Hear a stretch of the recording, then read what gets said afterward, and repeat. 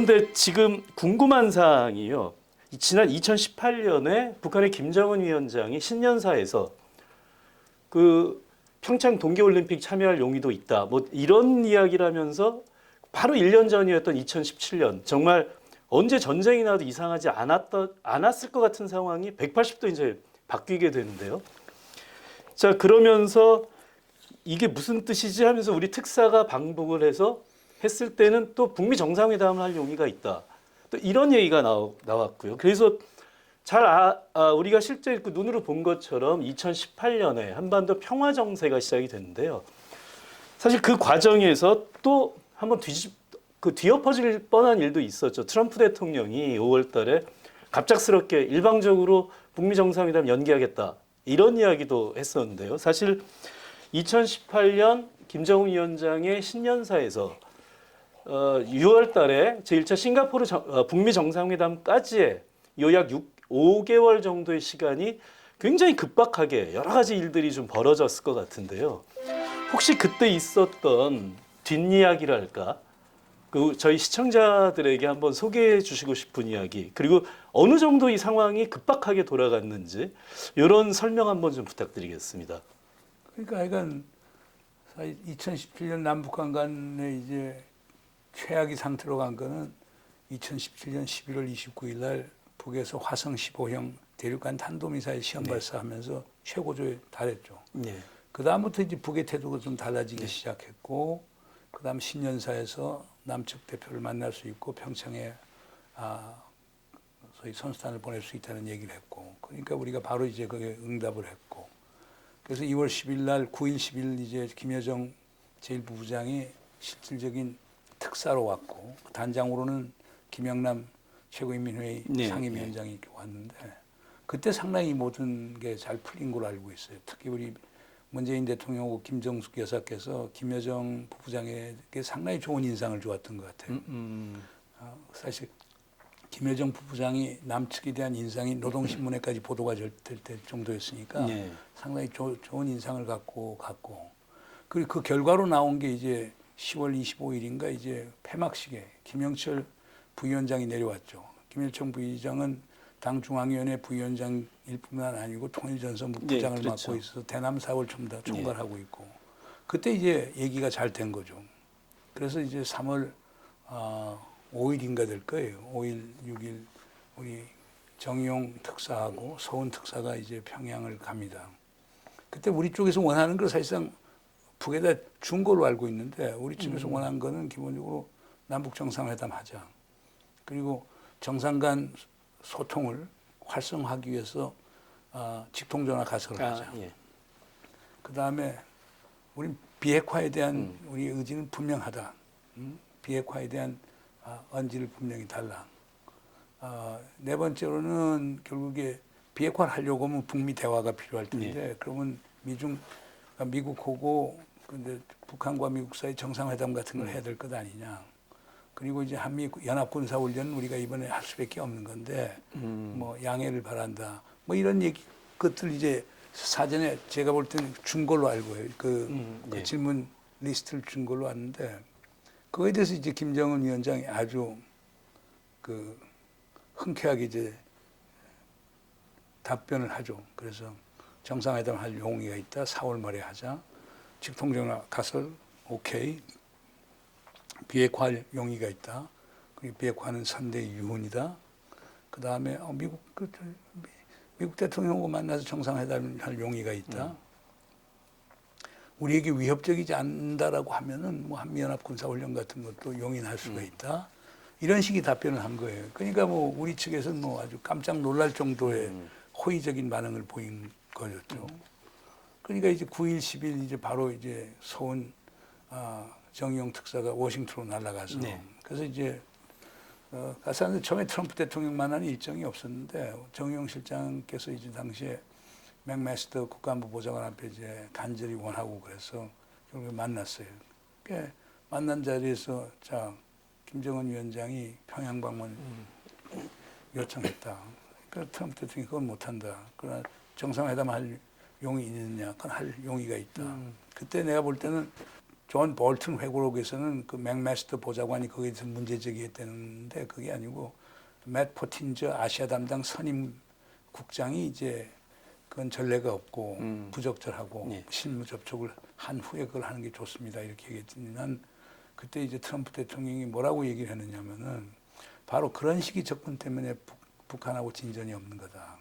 과거 클린턴, 오바마, 부시 행정부에서 전부 다 그런 식의 실무형 접근을 하다 보니까 진전이 없는 거다. 나는 내 길로 갈 테니까 난 만나겠다. 이렇게 이제 답변을 했다고 그래요. 난 현장에는 없었지만. 그리고 그뿐 아니고 이제 트럼프 대통령이 주선을 해서 정의용 실장께서 백악관 잔디밭에서 직접 브리핑을 기자들에게 해주도록 이렇게 만들었단 말이에요.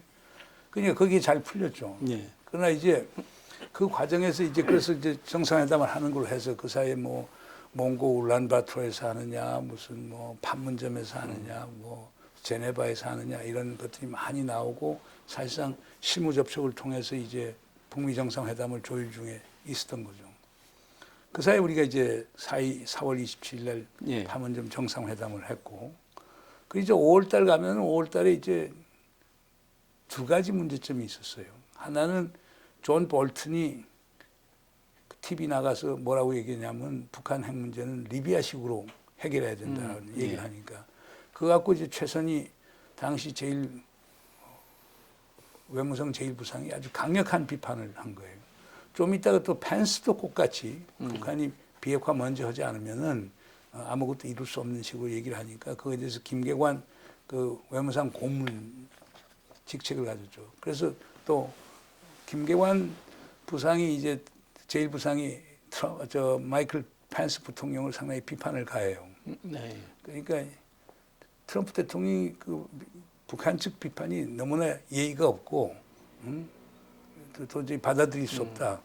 그래서 그냥 6월 10일 싱가포르 정상회담 예정된 걸 취소한다고 발표를 한 거예요. 그때 이제 뭐 우리도 미국하고 많이 접촉도 했고 또 북쪽도 그렇게 해서 판을 깨고 싶진 예. 않고 싶으니까 그래서 어떻든 그 과정에서 5월 26일 날 남북 정상이 판문점에서 비밀 회동을 예. 했던 거죠. 그게 크게 주요했던 거예요. 그래서 북미 간에 또 조율이 됐고 그래서 6월 12일 날 싱가포르 정상회담이 열렸던 건데 이런 참 과정을 보면은 뭐 마쿠 접촉도 상당히 중요하겠죠. 그리고 그 과정에서 보면 이 커뮤니케이션, 예. 의사소통이 상당히 중요하다는 걸 느낄 수 있었고 그리고 북한하고 다루는 데는 실무 접촉에는 항상 한계가 있는 것 아니냐. 결국 정상 간 접촉이 중요한 역할을 했다. 이렇게 얘기를 할 수가 있어요. 지금 교수님 설명을 들어보면 결국 그 과정까지에 있어서 늘 문재인 대통령도 말씀하셨던 우리의 운전자론 내지는 뭐 중재자론 이게 아주 적절하게 좀 그 역할을 했고 어쨌든 그렇게 해서 우리의 역할을 통해서 1차 북미 정상회담이 성사가 됐는데 싱가포르에서 정말 그날 지금 생각해도 참 감동적이었습니다.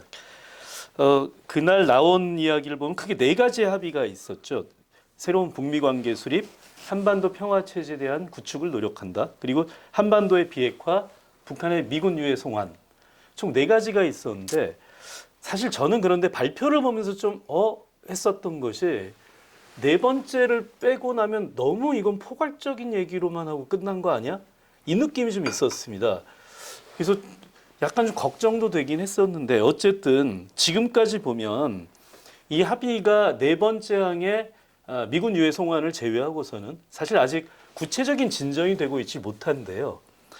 그런 면에서 볼 때 이런 북미 정상회담 합의가 여전히 진척되고 있지 못한 원인 그것은 뭐라고 봐야 될까요? 볼 때는 순서의 문제일 거예요. 그러니까 네. 이제 6.12 싱가포르 정상선언을 보게 되면은 첫째가 북미 관계를 개선한다는 게 나와요. 예. 두 번째는 항구적인 평화 체제를 만들어 나간다는 게 나오고 세 번째 가서는 한반도의 비핵화를 예. 다루는 거예요. 그럼 북에서 생각할 때는 북미 관계 개선, 평화 체제 그리고 그 다음에 예. 비핵화가 이루어지는 예. 걸로 알고 있었죠. 그러니까 미국은 다르게 생각했어요. 미국은 비핵화가 먼저 있고 그리고 난 다음에 관계 개선과 예. 예. 평화 체제가 온다고 보는 거예요.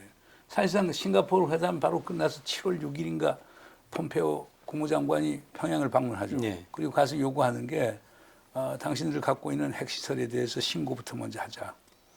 그게 시작이다. 네. 그러니까 이제 북의 입장에서는 신고를 어떻게 하냐. 만약 우리가 신고하면 당신들이 그거에 대해서 선제 타격하지 않은 데는 보장이 어디 있느냐. 그러니까 관계를 개선하고 신뢰를 쌓은 다음에 신고 검증, 신고 사찰 검증의 과정을 가야 된다. 이 엄청난 입장차가 있었죠. 네, 네. 그때 이제 폼페오 장관이 상당히 기분 나빠서 돌아왔던 거죠. 그러면서 북미 관계가 상당히 어려웠던 거예요. 그래서 원래 남북 정상회담을 그 두 정상이 그 남북 정상이 생각한 건 10월 말 정도 생각했는데 9월 초로 앞당겨진 것도 북미 관계가 이제 나빠지기 시작하니까 네. 이걸 추스리기 위해서 대통령이 빨리 북측에 제인해서 북미 그 남북 정상회담을 하자고 했던 거죠. 저도 이 합의사항의 순서를 보면서 그날 느꼈던 것이 이러면 지금 조금 전에 교수님이 설명해 주신 것처럼 합의사항에 있어서 합의문의 문항의 순서도 굉장히 중요하잖아요. 저도 당연히 그렇게 받아들였거든요. 이거는 일종의 가중치라고 해야 될까, 프로세스의 순서라고 해야 될까, 이걸 북미 관계 개선을 일항에 뒀네. 이게 굉장히 참 인상적이었었거든요. 저도. 근데 그 이후에 진행 과정을 보면 지금 설명해 주신 것처럼 미국은 이걸 좀 다르게 이해했나 보다. 이 생각이 저도 좀 들었었는데요.